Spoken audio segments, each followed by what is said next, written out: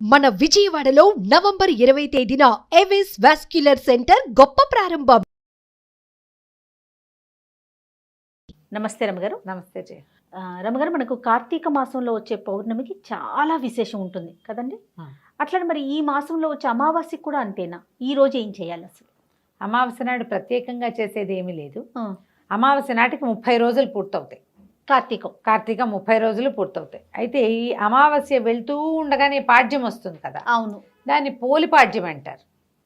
అమావాస్య నాటి సాయంకాలం నుంచో లేదా అమావాస్య వెళ్తూ ఉండగానో పాడ్యం నాడు కుదరని వాళ్ళు అమావాస్య నాడు ఆఖరి దీపాలు పెట్టుకుంటారు. ఇది ఏమిటంటే నీటిలో దీపాలని వదిలిపెట్టే కార్యక్రమం చేస్తారు ఎక్కువగా. పోలిపాడ్యమికి ఒక ప్రత్యేకమైన కథనం కూడా ఉంటుంది. కార్తీక పురాణంలోనూ చెప్పబడుతుంది. పోలి స్వర్గారోహణ. ఈ పోలి అంటే ఏమిటో తమాషాగా ఉంది. పోలమ్మ అమ్మాయి పేరు. పోలాలు పెట్టుకుంటారు. పోలేరమ్మ మీద నుంచి పెడతారు కదా. ఆ ఇంట్లో ఆఖరణ పుట్టిన పిల్లలు, లేక పుట్టిన ఆడపిల్లలు, చచ్చి బతికిన పిల్లలు, వాళ్ళకి పోలి పేర్లు పెడతారు. పోలి అని పిలుస్తారు. ఎంతమంది కనపడతారో ఆ పోలాలు, పోలమ్మ ఇలా. అయితే ఈ పోలి కథ చాలా వింతగా ఉంటుంది. ఈ కథ చెప్పుకుని అక్షింతలు వేసుకుంటారు, దీపాన్ని పెడతారు.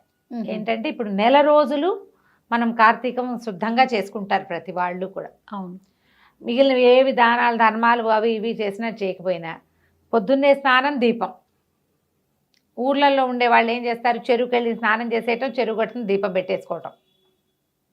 వెళ్ళేటప్పుడే పట్టుకెళ్ళిపోతారు వస్తువులు, నూనె, దీపం, ప్రమిదలు, ఒత్తులు పట్టుకెళ్ళిపోతారు. దేవాలయాలు ఏవైనా చెరువు గట్టునే ఉంటే స్నానం చేసేయటం, ఆ తడి బట్టలు పెడిచేసుకుని సూర్యుడికి అర్ఘ్యం ఇచ్చేసుకుని దండం పెట్టేది. అర్ఘ్యాలు ఇంకా సూర్యోదయం కాదు, ఓ దండం పెడతారు రాని సూర్యుడికి, దీపం పెట్టేసుకుంటారు ఆడవాళ్ళు. మగవాళ్ళు అయితే సంధ్యావందనాది కార్యక్రమాలు చెరువు గట్టనో నదీ తీరానో అలాగే చేసుకునేవాళ్ళు. బావి దగ్గర స్నానం చేసి వచ్చే దారిలో ఉన్న దేవాలయంలో దీపం పెట్టి వచ్చేసే పద్ధతి కూడా కనపడుతుంది. ఈ ఊళ్ళల్లో చిన్న చిన్న పల్లెల్లో దేవాలయాలు అవి లేని వాళ్ళు ఏం చేసేవాళ్ళు, సమీపంలో ఉన్న నదీ తీరాలకి వెళ్ళిపోయేవాళ్ళు. వెళ్ళి అక్కడ నివసించి నెల రోజులు దీపం పెట్టుకొచ్చేవాళ్ళు. తెల్లవారుజామునే 4-3 గంటలకల్లా బయలుదేరి వెళ్ళిపోయి అప్పుడు ఏముంది 6ంటికి పడుకునేవాళ్ళు. సాయంత్రం 3ంటికి లేవడం ఏమీ కష్టం కాదు. అవునవును.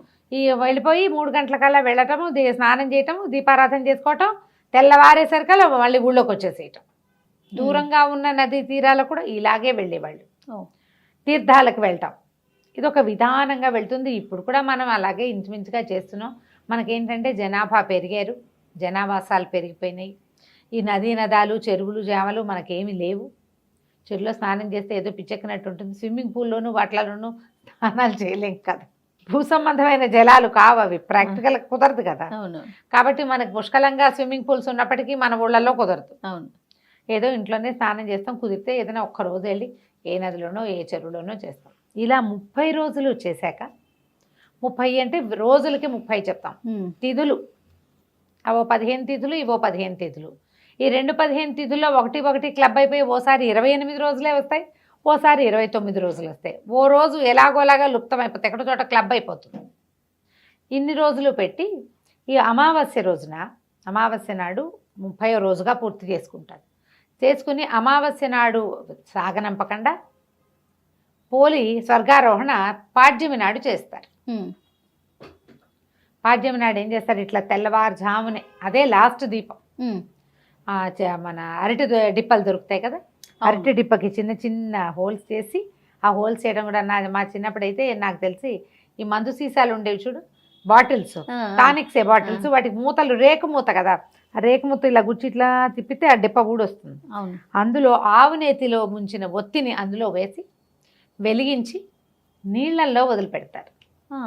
అవును, నీటిలో వదిలిపెడతారు. దీపాలని వదిలిపెట్టి మళ్ళీ వచ్చే సంవత్సరం మళ్ళీ కార్తీక దీపాలు పెట్టుకుంటామని అంతవరకు పోయి రమ్మని అమ్మవారిని దీపలక్ష్మిని సాగనంపుతారు. పెద్ద పూజా విధానంగా ఏం చెయ్యరు. ఇంట్లో దీపం పెట్టుకోవటం, ఇది పసుపు బొట్టు పెట్టి అరటి డిప్పలకి దొప్పల్లో దీపాలు పెడతారు. ఈ గంగలోనూ అక్కడ కనపడుతూ ఉంటాయి మనకి నదీ తీరాల్లో, గోదావరి నదీ తీరాల దీపాలు వెళ్తూ కనిపిస్తాయి. అరటి డిప్పల్లో చేస్తారు. ఇంత మన రైతు బజార్ల నిండా అరటి డిప్పలు దొరుకుతున్నాయి ఇప్పుడు. మనకి ఇక్కడ నీళ్లు లేవుగా, ఏం చేస్తాం, అందుకని మనం ఒక టబ్లో వదిలిపెడతాం.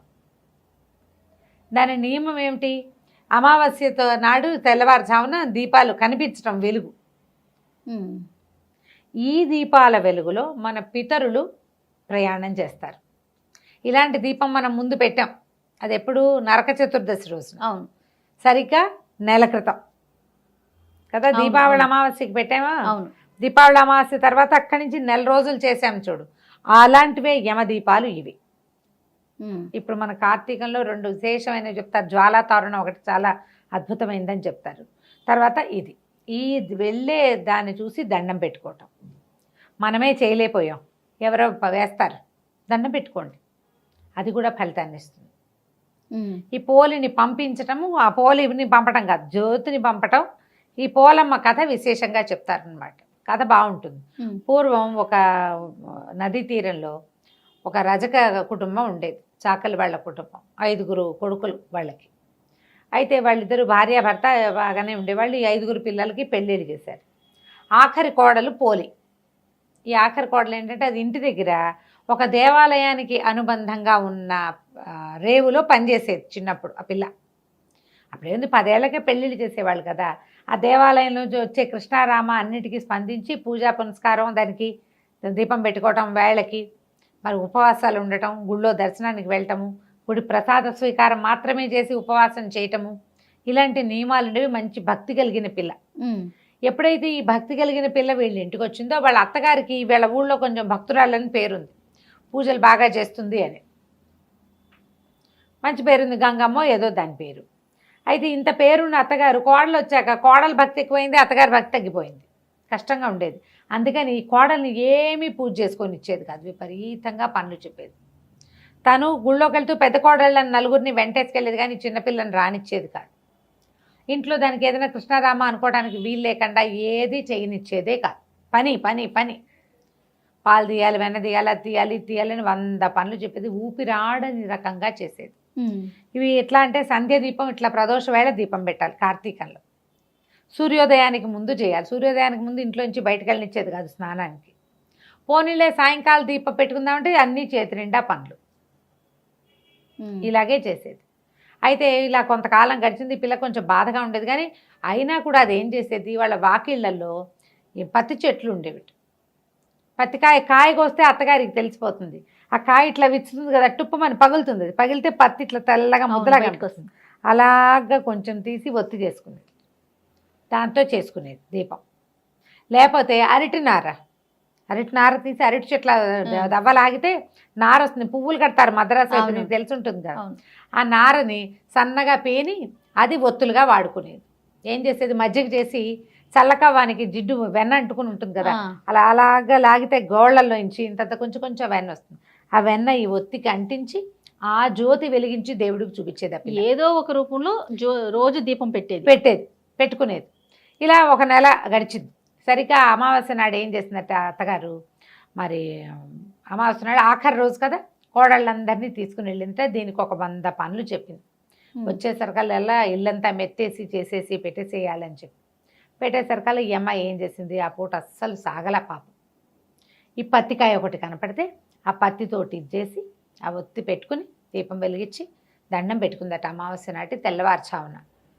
అమావాస్య వెళ్ళిపోయి పాడ్యం వచ్చేస్తాం, అమావాస్య వెళ్ళిపోతుంది. ఈ దీపం పెట్టేసరికల్లా ఏమైంది, అప్పుడు దండం పెట్టుకుంది. ఏంటంటే, నేను ఈ 4 రోజులు ఎలాగోలాగా పెట్టాను, ఈ ఆఖరి జ్యోతిని నీళ్ళల్లో వదిలే అవకాశం లేకుండా అయిపోయింది నాకు. అమావాస్య నాడు వదిలిపెడతారని పోయారు వాళ్ళంతా. నీళ్ళల్లో వదిలేందుకు నాకు అవకాశం లేకపోయింది, అందుకని బాణలో వదిలిపెడతానని నీళ్ల బాణలో ఆ దీపాన్ని పెట్టిందట. అయితే సరిగ్గా ఏమైంది, అప్పుడు కార్తీక దామోదరుడు ఆయన పైనుంచి చూస్తున్నాడు నిలబడి. చూసి అబ్బో ఎన్నో దీపాలున్నాయి, మొత్తం దేశం కింద భూమి నిండా దీపాలు, జ్వాలా తోరణాలు కనపడుతున్నాయి, దీపాలన్నీ నడుస్తున్న దీపాలన్నిటినీ చూస్తున్నాడు. చూస్తుంటే ఒక చోట ఇట్లా గుండ్రంగా తిరుగుతోందట దీపం.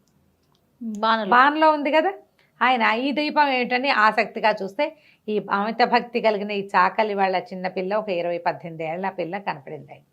ఆయనకి ఈ పిల్ల నచ్చి తన పార్షదులను పిలిచి సశరీరంగా ఈ అమ్మాయిని తీసుకురమ్మన్నాడు. ఈ లోపల ఏమైంది, తెల్లారిపోయింది. పాడ్యం తెల్లారితే ఇంకేముంది, వచ్చేస్తారు కదా వీళ్ళు. అత్తగారు తోడుకోడళ్ళు అందరూ బయలుదేరారు ఇంటికి. వస్తుంటే పైనుంచి ఒక విమానం దిగుతూ కనపడిందట, రెక్కలున్నది. చూశారు, అమ్మో ఇంకేముంది, పోలి వాళ్ళ అత్తగారు బోళ్ళంత భక్తురాలు గంగమ్మ ఇన్ని రోజులు కోడళ్ళని వెంటేసుకుని 1 నెల రోజులు దీపం పెట్టింది, 1 నెల రోజులు కార్తీక స్నానం చేసింది, దానికోసమే వస్తుందంటే వీళ్ళ పక్క నుంచి ఆ విమానం ఎగురుకుంటూ పోయి పోలి వాళ్ళ ఇంటి దగ్గర ఆగింది. దిగి వచ్చినటువంటి విష్ణు పార్షదులు అమ్మాయిని రామ్మ నీకు విష్ణు సాయుధ్యం లభించిందని దాన్ని ఎక్కించుకున్నారు. ఎక్కించుకుంటే ఏమైంది, అది ఇట్లా పైకి లేచేసరికల్లా అత్తగారు కోడళ్ళు అందరూ పరిగెత్తుకొచ్చారు.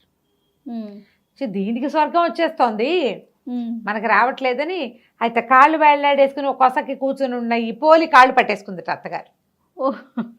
ఆ అమ్మాయికి దేవుడు ఏవో కథలు తెలుసు కానీ ఈ స్వర్గాలు ఆరోహణలు తర్వాత విమానాలు వాటిలో కూర్చోటాలు దానికి ఏం తెలుసు. అందరు పెద్ద మగవాళ్ళు ఉన్నారని సిగ్గుపడి ఒక కొస కూర్చుని కాళ్ళు వేళ్లాడేసుకుని స్తంభం పక్కన కూర్చుంది. ఆ వేళ్లాడేసుకున్న కాళ్ళని పట్టేసుకుంది అత్తగారు. అత్తగారి కోడళ్ళు పెద్ద కోడలు కాళ్ళని చిన్న కోడలు అలా వరుసగా ఒకళ్ళ కోళ్ళు అక్కడ పుచ్చుకుని మొత్తం 5గురు కోడళ్ళు వీటి అత్తగారు వేళ్లాడుతూ ఉన్నారు పైన. విమానం వెళ్ళిపోతుంది. ఇంతలో ఈ విష్ణు పార్షదుల లోపల కూర్చున్న వాళ్ళు చూశారు, ఎవరో వచ్చేస్తున్నారు, వీళ్ళంతా సశరీరంగా తమతో పాటు స్వర్గారోహణ చేస్తున్నారని. ఆయన యువతలకు వచ్చి ఆ అత్తగారిని చూసి, కోడల్ని దీపం కూడా పెట్టుకొని ఇవ్వలేదు, నీకెందుకు స్వర్గం లభిస్తుంది, నువ్వు ఏ అవకాశం ఇవ్వకపోయినా మానకుండా కార్తీక దీపం పెట్టింది కాబట్టి ఈ అమ్మాయికే స్వర్గం, నీకు స్వర్గారోహణ లేదని చెప్పేసి ఆడు చేతులు తెగొట్టేశాడు, కత్తిపెట్టి కొట్టేశాడు.